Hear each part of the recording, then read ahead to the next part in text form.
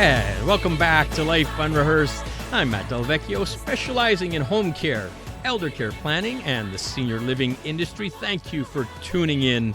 Did you know that September is Suicide Prevention Month? And I'd like to bring in Vanessa Costa, a truly special young woman who lost her brother to death by suicide in June of 2023. Vanessa joins me in studio. Vanessa, welcome back to Life Unrehearsed. Thanks, Matt. Well, thank you for joining me and coming into studio here, and really appreciate you having the courage to tell your family's story. Let's go back to June 2023, and can you tell us about that unthinkable day? Yes, so on June 15, 2023, I lost my only sibling, Fabio, just over 2 months after his 30th birthday. I won't go into too many details about the event because I don't want to trigger anybody that may be listening. And what I've learned is that speaking of the exact details actually doesn't help. But I will say that as his business partner, that morning I was alerted that he hadn't shown up for work. He wasn't answering the phone, and I instantly knew something was wrong. And then, within the hour, I realized he had passed. And my brother was super well respected, super charismatic, loving, generous, energetic, and his loss impacted many and sent a huge shockwave through the community. And it really did. And Fabio, like you say, was well respected, as was you and your family in a Portuguese restaurant, and very well respected. And I had you on the show about a year ago, which was only about, 5-6 months into it. And it's a continuous grieving process. And you were a rock star a year ago. You really were. Feedback was amazing. But you have chosen the path of advocating and educating. And this is, talk about life unrehearsed. This is how you're coping with it. And so glad you could join me during Suicide Prevention Month in September. So I'd like to know now, how are you and your family doing? We're doing better. It's been an extremely difficult year, but we're focused on rebuilding as a family. Sometimes tragedy can pull people apart. I was really lucky that it did the opposite. We'll never be able to fill the void. You can't replace the person. You can only really build around it. But slowly we've gained the strength to sort of accept the circumstances and look ahead and try and move forward, which is strange because you don't want to do that when you really love somebody, and grief is so complex and not linear at all. I was struggling immensely this whole year, but I'm really grateful because I reached out to Le Centre de Prévention de Suicide de Montréal this past fall, and they were able to sort of provide grief counseling for my parents and I was able to also participate in a support group for those who've lost a loved one to suicide, and that was really when things took a turn for me. And I started to really look at it differently. I also had a deeper understanding of suicide, and I'll never have the questions answered, but it really made me look at things from a clearer point of view. And it also helped us acquire the necessary tools to begin healing. Listening to Life Unrehearsed, Matt Delvecchio here. September is Suicide Prevention Month, and I'm talking to Vanessa Costa, whose brother died by suicide in June of 2023. And one of the things we're talking about is warning signs, and we're going to get into that a few more details, Vanessa. But specifically for Fabio, your brother, when did you start to see some potential warning signs about him? So what I do want to highlight is, yes, there can be warning signs, but it may be really difficult to notice these signs. In 2019, I noticed that there was a shift in behavior with my brother. He seemed to be struggling with feelings of sadness, disappointment. He seemed a lot more irritable and super easily triggered.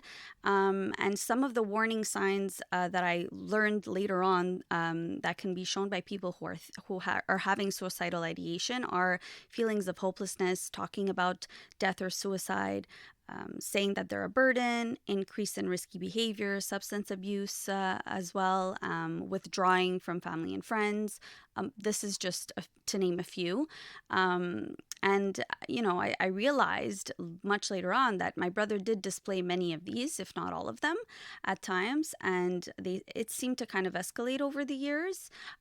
He was super open. he was somebody who was so, willing to help everybody, and he let us know that he was struggling. He wasn't afraid to talk about things, but we really didn't realize the depth of his pain. And he also tried to seek help. Unfortunately, it's really difficult to get help for mental health, and he didn't get it maybe quick enough. But I know he did. He was speaking to somebody. And so I think the most important thing is for people to realize that, the person doesn't actually want to die. They just want to end the suffering. And that's something I didn't understand until I had this experience with my brother. And it's really no one's fault. It stems from so many factors and circumstances, and it cannot be just up to one person to help somebody. As a community, we have to help each other. We're all responsible, and we play a role in each other's lives. It really takes a village to support someone. And so the best thing somebody can do is really check on the person, encourage them to seek help, and speak to people that they trust. Talking with Vanessa Costa here on Life Unrehearsed, whose brother died by suicide in June of 2023.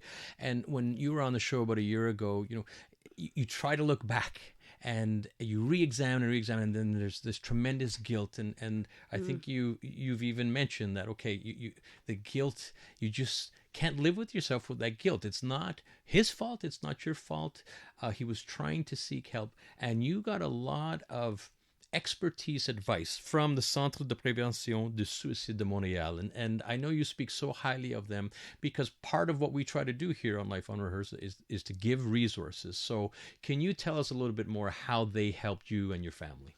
They're amazing. I discovered them after my brother's passing. Instead of getting flowers for the funeral, we asked for people to donate because we just wanted to make sure that a local organization would get the proper funding to help other people that were dealing with things like my brother was. And so that's how I got in touch with them. And then over the months, I sort of reached out because I needed grief counseling. I didn't know where to turn.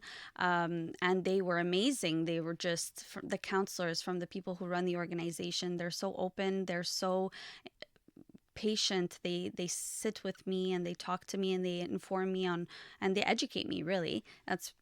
I feel like this past year was a huge it was like I went back to school and learned so much about mental health, especially about suicide.